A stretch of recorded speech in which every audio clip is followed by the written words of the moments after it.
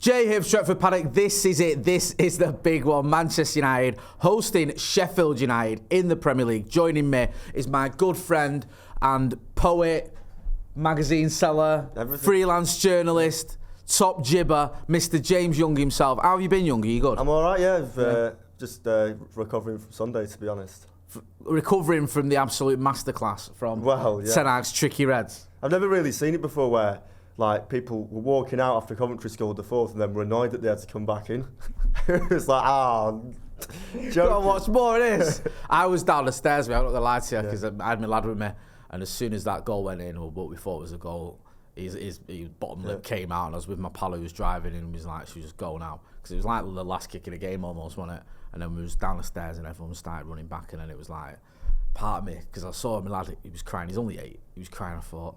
Then he was like dead giddy, and I thought, oh God, he's going to be crying again when we get knocked out on penalties. But we didn't. We got through in the FA Cup final, but we're not going to talk about that. We're going to talk about the Premier League. But before we do, make sure you are hitting like, share, and subscribe. And also, send us your score predictions. Film yourself in landscape and give us your score predictions. Send them to paddockmatchday@gmail.com. Youngie, bottling Leeds, yeah, it's what we like to do. And I don't mean attacking Leeds fans with bottles. I mean actually giving away leads. We keep doing it. We did it against Brentford, even though we shouldn't have been in the lead, really. It was a bit of a smash and grab anyway. I think we were actually fortunate to get a draw. Obviously did it against Chelsea, we did it against Liverpool at home. We did it against Coventry in the FA Cup when we were 3-0 up with 20 minutes to go. I mean, what is going on? How much of a worry is it for you that this Manchester United team just can't hold on to a lead? I think it is quite a big one. I think Ten Hag's blaming the fact that Casemiro is playing at centre-back and United have had injuries, but it's the same problems every single week. And I want to give Ten Hag credit for United getting to a second consecutive final, and he has done, a lot of good work. But this season especially, it's the same thing every week. The obvious gap in the midfield, the fact that United, you saw it on Sunday, every single time Coventry got the ball when United were 3-1 and 3-2 up, it was like, well, they're going to score here because it just doesn't seem like the players have got any sort of resilience. As soon as they concede one goal, they just collapse. No, you're right. That's the worrying thing. It's the predictability of it all. Like, you said it yourself there, and I was saying, when Coventry got that goal to make it 3-1, I didn't feel like that was a consolation. I thought that was the beginning of them getting something out of the game, of basically them going through, and everyone around me was saying the same thing. It's a problem that Eric Ten Hag's got to fix. He's got to fix it quick. A big problem he's got as well isn't just conceding goals and bottling leads. It's actually scoring goals. I mean, it's embarrassing, really, to be honest with you, but we are struggling for goals. Bruno's our top scorer in the Premier League with 8 goals. Højlund, who was on fire not so long ago, hasn't scored in 6. And then you've got Garnacho, Højlund and McTominay, who are all on 7 goals. I mean, we just can't score goals, can we? We're not scoring enough. But United haven't had really a proper goal scorer since Cavani, I'd say, in terms of someone that you can rely on to properly score week in, week out. Højlund's not the finished article yet, and it was naive to think that he was going to score 20 or 30 goals this season because he's just not ready yet. Garnacho, again, is the same. He's a great player, but he's still a young lad. And that's the problem that United have had this season. They're scoring loads of goals, but they don't seem to have one person that can do it on a regular basis. And you're seeing with Højlund as well, he's snatching at chances, he doesn't seem to quite have the same confidence. He snatched, didn't he? He was not snatched, he sort of dithered at Wembley, didn't he? And I think a month ago, whenever it was, he'd have banged that in, and he sort of took like 5 touches and lost it, which was a bit frustrating, and also not what we're used to with him, because he's usually, when he does get chances, he's usually quite good with them. It's just half the time he isn't getting chances. You mentioned there about players scoring goals. Rashford got 30 goals last season. He looks a shell of that player this season. Garnacho, you nailed it, up and coming. I think Kobbie Mainoo's like is he our 5th top scorer with 2 goals or something? It says it all, really, doesn't it? I mean, it's frustrating and embarrassing, although Eric Ten Hag doesn't like using that term, embarrassing. Let's talk about predicted 11s. This is the team you think Eric Ten Hag is going to pick. Obviously, we know we've got injuries. There's a couple of players we're not 100% sure on. We've had the press conference. He tried to give us a bit of an update. But just talk us through your team here, because you've got Casemiro back in defence. What did you make of him against Coventry in defence? Because I thought Maguire did well. What did you make of Casemiro? I thought for 90 minutes he was fine. And then as soon as he got to extra time, his legs just went completely. I mean, every time Coventry got the ball going forward, like I was saying, especially those 2 wingers that they had, Casemiro was just getting skinned every single time, and it absolutely made a complete mess of his penalty. I know that's like a one thing that happens in the game. You shouldn't judge people on that, but it was, an obvious mistake that Casemiro has made, and he's had a lot of them in him this season. You look back to last season when he was probably one of United's best players alongside Varane, and this season he's just looked off it in terms of off the pace. He's got a couple of good games in him. And, he's a very experienced footballer who's played for Real Madrid for years, and he should be able to play fine against Sheffield United, but it's those sloppy passes, it's not being able to keep up with people. He looks like he's on the decline. That penalty was something, wasn't it? That penalty. Reminded me of, remember Berbatov's against Everton? I said that in the office yesterday, yeah. That was a semi-final as well, wasn't it? That was terrible. You've got McTominay in your team. We're not 100% sure whether he's going to be fit or not. I think the manager said he was a doubt, but you've sort of gone for it anyway. You've got Diallo, Bruno and Garnacho, obviously Marcus as well, I think it could be injured, and Højlund up front. It makes sense, that, to me. It does make sense because obviously Casemiro's played in defence before. If McTominay's fit, you might fancy him. I think he scored against Sheffield United, did he? Yeah. Scored on Sunday as well. At Bramall Lane. Yeah, he scored on Sunday, so he's been amongst the goals. Mine's not that dissimilar, slightly different. I've gone with Casemiro in midfield. I've gone Evans. We don't know.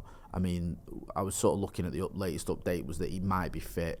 If he's not, I think you've nailed it in putting Casemiro at centre-back is the only other option, and then bringing in either McTominay, or if he's not fit, you're going to have to find someone else. I know Diallo was playing down the middle at one point. You might have to put him in midfield.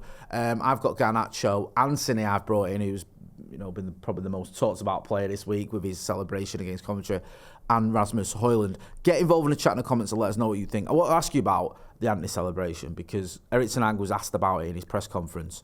What did you make of it? I thought it was a bit small time, to be honest. I mean, you've just beaten a side that's 8th in the Championship on penalties after being 3-0 up, and you're doing that to them after you've had a pretty poor game yourself. Yeah, I don't think he was very good. I just don't really see...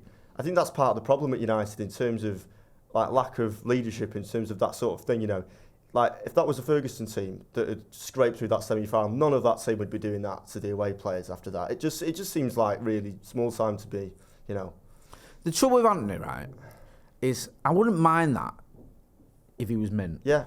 If he, some of the things he does, where he was kicked off against Liverpool, City, when he came on, he was kicking people, or if he won 8-0, yeah, sort of understand it, if he was quality, I'd be like, yeah, I can get on board with that. But he's I thought what was really telling was, apart from him, no one really celebrated after the shoot. Højlund sorted it and then realised that no one was joining in.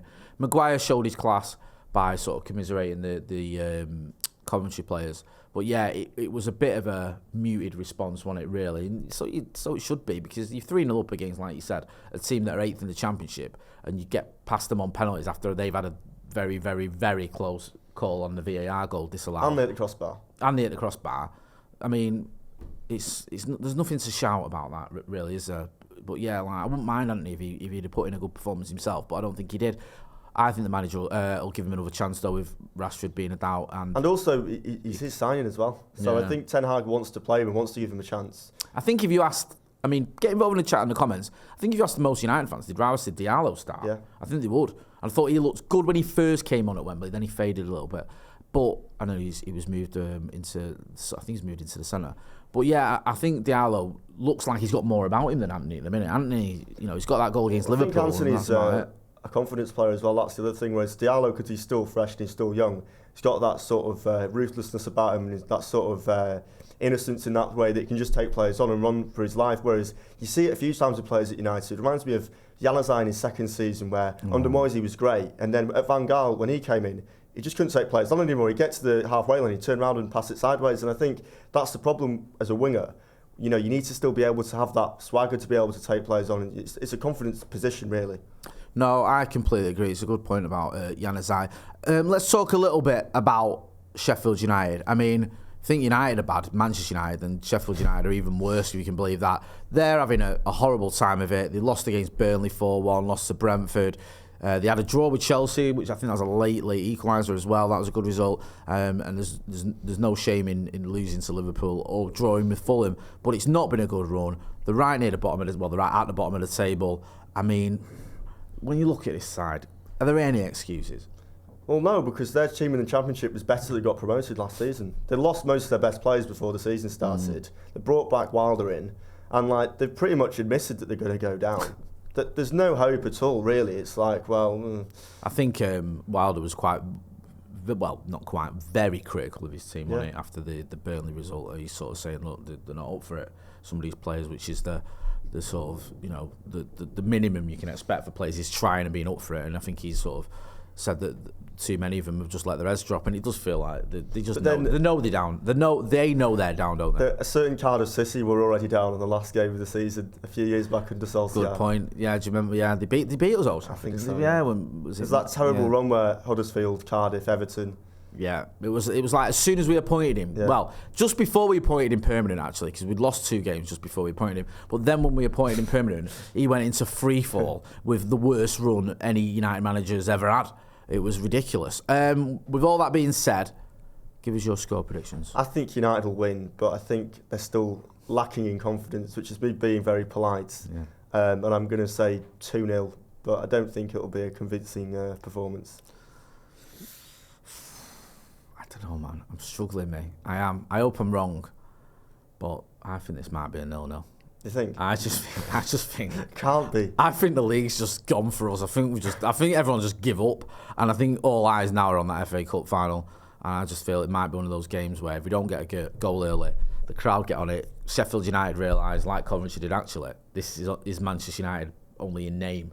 Do you know what I mean? We don't have anything to fear. Yeah, you see what I mean? So I think we might end up getting 0-0. I hope I'm wrong. Like I said, don't forget, send us your score predictions at paddockmatchday@gmail.com. James, plug some stuff, man. You've got loads of stuff going on. Plug it. If you're at the ground on Wednesday, come and say hi, because I'll be selling United We Stand outside Hotel Football. Got a book out, Reduced to Clear, if you want to buy that, message me on Instagram.